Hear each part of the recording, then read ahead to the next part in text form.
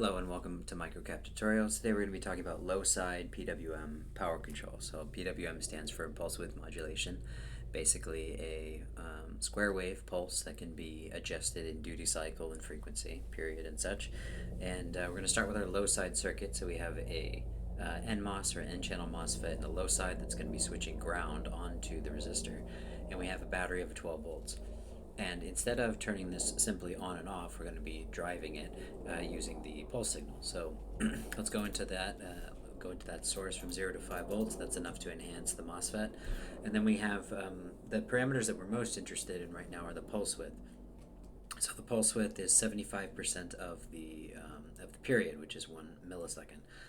So that's what's going to matter here. Now we have 2 nanosecond for the rise characteristic and 2 nanosecond for the falling characteristic, and we'll play with that a little bit later, but right now I'll show you this. So we're going to start the analysis transient, and we have on plot 1 the original drive signal, then the output voltage, and then the current. So if we run the simulation, what you're going to see is a bunch of square waves, and the input signal looks pretty clean.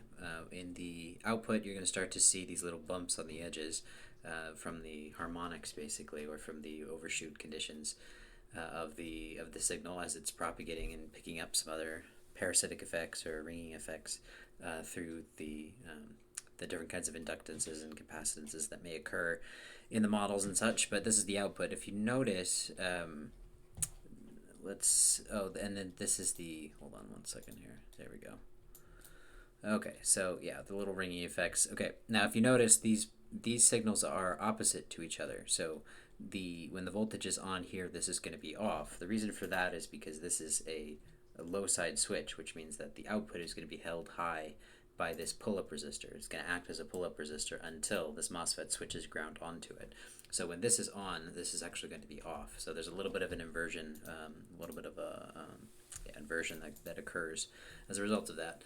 And so you're looking at the complement, but either way, seems to work out fine. And then you have the current, which is now switched. Now, if you want to look at the average power across, you have to go into measurements, and then you have to define what you want to measure. So I'm going to pretend I didn't do any measurements before this, but I'm going to go into average, and I'm going to choose the current across the load resistor. And then now I have to rerun the situation, rerun the simulation, and there I am. So 9 milliamps of current is what comes out, which is what we would expect. The maximum current at 100% is going to be 12 milliamps, and 75% of that is going to be 9 milliamps. So that fits our expectation. If we go back into this and we change it, so let's say we go to 250 microseconds, that means it's going to be, for this particular period, it's going to be 25% duty cycle. Duty cycle isn't a parameter that you configure. It's something that you infer from PWM and from PER, the period, and the PWM, or the pulse width.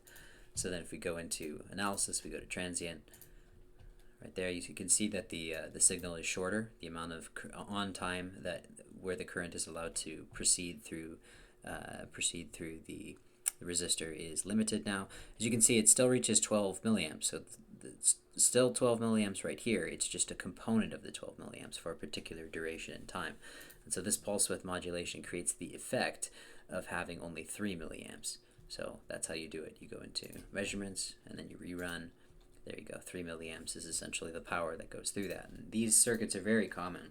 You'll find them with inductors here, where you want to change the power, the average power through a motor, and you'll find them in LED circuits when you want to change the average brightness of the LED, because you can change the power or the current that's going through it. So super common application. You can do these in high side and low side, and so this is the low side representation, and we'll do the high side representation next.